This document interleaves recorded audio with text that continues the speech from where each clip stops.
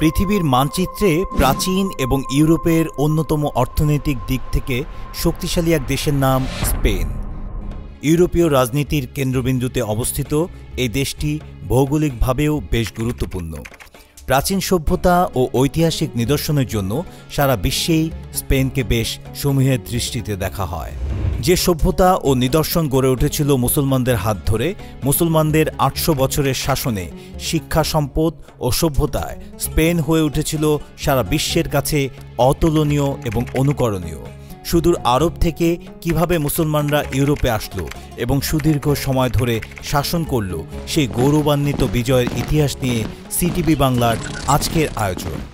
Spain বিজয়ের সাথে ওতপ্রোতভাবে যে দুটো নাম জড়িয়ে আছে তার একটি হচ্ছে উমাইয়া খেলাফতের অন্যতম প্রভাবশালী সফল গভর্নর মুসা বিন নুসাইর এবং অপরটি হচ্ছে অকুতোভয় দুঃসাহসী সেনানায়ক তারিক বিন জিয়াদ। মুসা বিন নুসাইর ছিলেন সেই ব্যক্তি যার পরিকল্পনা ও নির্দেশনায় স্পেন মুসলমানদের করায়ত্তে এসেছিল। তিনি একাধারে যেমন সুযোগ্য গভর্নর ছিলেন, অপরদিকে তিনি একজন সুদক্ষ সেনাপতিও ছিলেন। তার শাসনামলেই উত্তর আফ্রিকায় উমাইয়াদের ভিত মজবুত হয়। তিনি উমাইয়া প্রশাসনের অনেক গুরুত্বপূর্ণ পদ অলঙ্কৃত করেন। ৭৭ হিজরিতে খলিফা ওয়ালিদ বিন আব্দুল মালিকের শাসনামলে তিনি তিউনিসিয়া ও মাগরেব, যা বর্তমানে মরক্কো, আলজেরিয়া ও লিবিয়ার পশ্চিমাঞ্চলে বিভক্ত, এসব অঞ্চলের প্রশাসকের দায়িত্ব পান। প্রশাসকের দায়িত্ব লাভ করেই মুসা তার শাসনাধীন অঞ্চলের স্থিতিশীলতার দিকে জোর দেন। তার মাধ্যমে পুরো মাগরেব অঞ্চলে উমাইয়া শাসন প্রতিষ্ঠিত হয়। আরব এবং আফ্রিকায় ইসলামী হুকুমত স্থায়ী করে মুসা বিন নুসাইর দৃষ্টি দেন ইউরোপের দিকে। ইউরোপের দেশগুলো তখন ছিল বিচ্ছিন্নভাবে এবং একে অপরের সাথে কোন্দলে লিপ্ত। মুসা বিন নুসাইর এই সুযোগে চেয়েছিলেন ফ্রান্স হয়ে ইউরোপে প্রবেশ করে আস্তে আস্তে ইউরোপকেও মুসলিম সালতানাতের অন্তর্ভুক্ত করবে।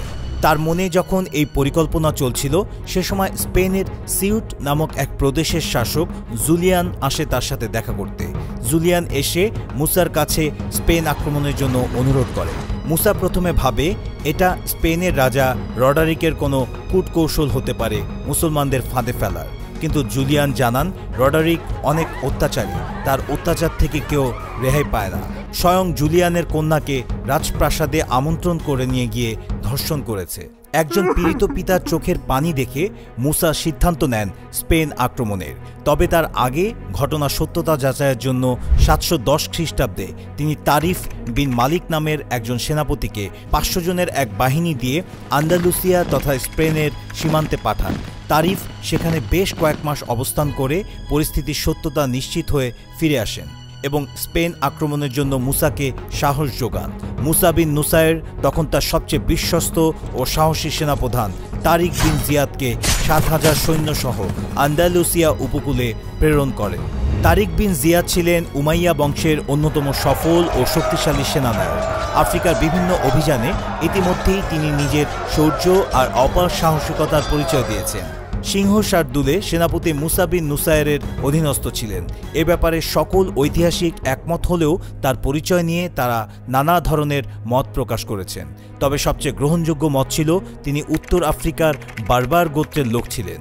শুরুতে কৃতদাসের জীবন ছিল তার। মুসা বিন নুসাইর এক অভিযানে গিয়ে তাকে ক্রয় করেন।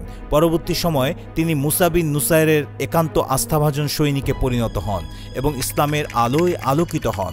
নিজের দক্ষতা ও সাহসিকতার জোরে মুসা বিন নুসাইরের সেনাপতি হিসেবে দায়িত্ব পান। তারিফের অভিযানের প্রায় এক বছর পর ৭১১ খ্রিস্টাব্দে জুন মাসে মাত্র ৭,০০০ সৈন্যের সমন্বয়ে গঠিত মুসলিম বাহিনী তারিক বিন জিয়াদের নেতৃত্বে আন্দালুসিয়া তথা স্পেনের উদ্দেশ্যে রওনা হয়।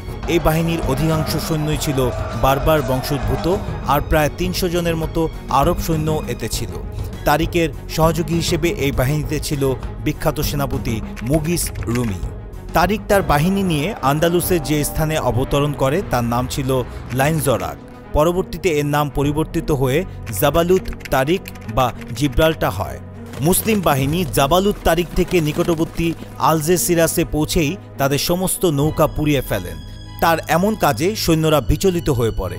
অতঃপর তারিক বিন জিয়াদ সৈন্যদের উদ্দেশ্যে এক ঐতিহাসিক ভাষণ দেন, যা ইতিহাসের পাতায় অমর হয়ে আছে আজও। তারিক সমবেত সৈন্যদের উদ্দেশ্যে বলেন, প্রিয় বন্ধুগণ, এখন তোমাদের সামনে স্পেন, রডারিকের সেনাবাহিনী আর পিছনে ভূমধ্য সাগরের উত্তাল জলরাশি।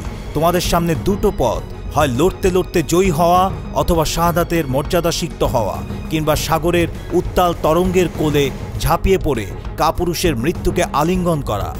তারিক বিন জিয়াদের এই ভাষণ সৈন্যদের মনে ইমানের আগুন জ্বালিয়ে দেয়। তারা সকলে সমস্বরে শপথ করে বসে, আন্দালুসিয়া জয় না করে তারা পিছু হটবে না। আলজেসিরাসে মুসলিম বাহিনী সর্বপ্রথম প্রতিরোধের সম্মুখীন হয়। প্রতিরোধকারী বাহিনী ছিল রাজা রডারিকের মূল বাহিনীর একটি আঞ্চলিক টহল বাহিনী, যার নেতৃত্ব ছিল সেনাপতি টুডমির। মুসলিমরা খুব সহজেই এই বাহিনীকে পরাজিত করে। পরাজিত আন্দালুস বাহিনীর সেনাপতি টুডমির আসন্ন বিপদ টের পেয়ে তৎক্ষণাৎ রডারিকের কাছে জরুরি বার্তা প্রেরণ করেন। কিন্তু রডারিক তার সাম্রাজ্যে এই নতুন আগন্তুকের সংবাদে খুব একটা বিচলিত হলেন না। তিনি ভাবলেন তারা হয়তো সীমান্ত অঞ্চলে লুটপাট করে চলে যাবে।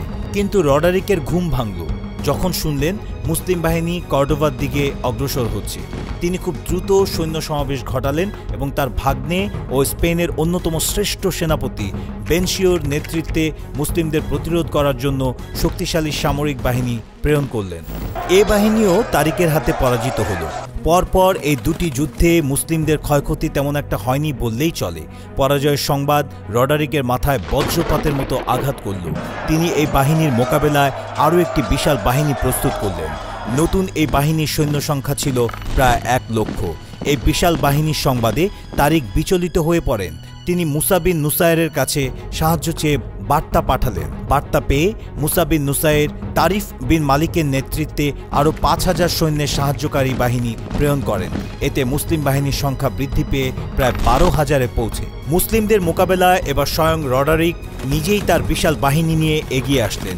অন্যদিকে তারিক বারাবাত উপত্যকাকে রডারিকের মোকাবেলায় উপযুক্ত মনে করে সেখানেই মুসলিম বাহিনী নিয়ে অবস্থান নিলেন।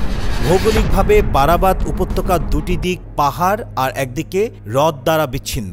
তারিক মুসলিম বাহিনীর পেছন দিকে পাহাড় রেখে তার সামনে মুসলিম বাহিনীকে স্থাপন করলেন। মুসলিম বাহিনীর ডানেও ছিল পাহাড়, বামে ছিল প্রাকৃতিক হ্রদটি। তাছাড়া তিনি তারিক বিন মালিকের নেতৃত্বে উপত্যকার দক্ষিণের মূল বাহিনীর পেছনে একমাত্র প্রবেশ পথে একদল সেনা মোতায়েন করেন। ফলে মুসলিম বাহিনীকে পেছন থেকে আক্রমণের পথরুদ্ধ হয়ে যায়। অন্যদিকে স্বর্ণের সিংহাসনে উপবিষ্ট হয়ে 1 লক্ষ সৈন্যের নেতৃত্ব রাজা রডারিক নিজেই দিচ্ছিলেন। 711 খ্রিস্টাব্দের 19 জুন মোতাবেক 92 হিজরির 28 রমজান রোজ রবিবার উভয় বাহিনী মুখোমুখি হল। পৃথিবী সাক্ষী হল অসম এক লড়াইয়ের। পৃথিবীর ইতিহাসে এত বিশাল সংখ্যক সেনাবাহিনীর বিরুদ্ধে এত অল্প সৈন্যের লড়াইয়ের ইতিহাস খুব কমই আছে। 8 দিন যুদ্ধ শেষে রডারিকের নেতৃত্বাধীন গোত বাহিনী মুসলিমদের কাছে পরাজিত হল। রডারিক যুদ্ধক্ষেত্রেই নিহত হন। পরাজিত গোত বাহিনী তাদের পরাজয়ের প্রতিশোধ নিতে দক্ষিণ আন্দালুসের অন্যতম নগরী ইসিজাতে একত্রিত হয়। এই সংবাদ পাওয়া মাত্র তারিক বিন জিয়াদ ইসিজার দিকে অগ্রসর হন। পথিমধ্যে তিনি সিডোনিয়া ও মুরুর নগরী জয় করেন। ইসিজায় মুসলমানদের সাথে গোতদের প্রচণ্ড যুদ্ধে গোতরা আবার পরাজিত হয়। ইসিজা জয়ের পর তারিক বিন জিয়াদ তার বাহিনীকে ক্ষুদ্র ক্ষুদ্র দলে ভাগ করে বিভিন্ন শহরের উদ্দেশ্যে প্রেরণ করেন।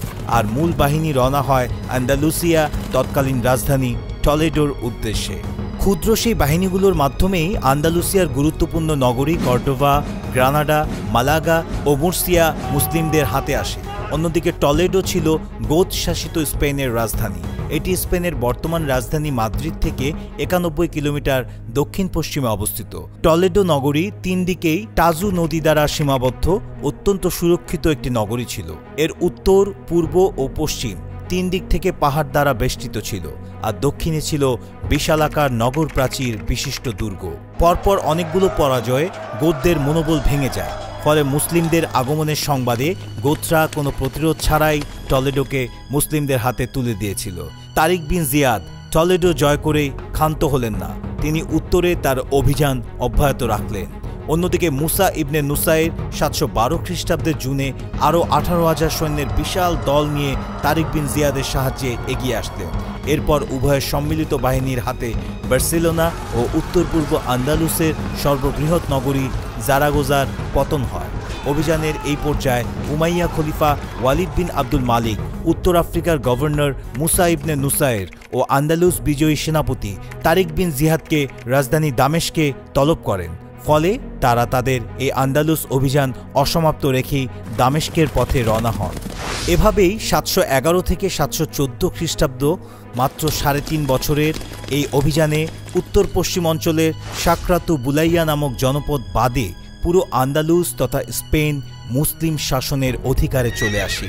এর মাধ্যমে আন্দালুসে শুধু নতুন এক শাসনই নয়, তার সাথে নতুন এক যুগেরও সূচনা হয়।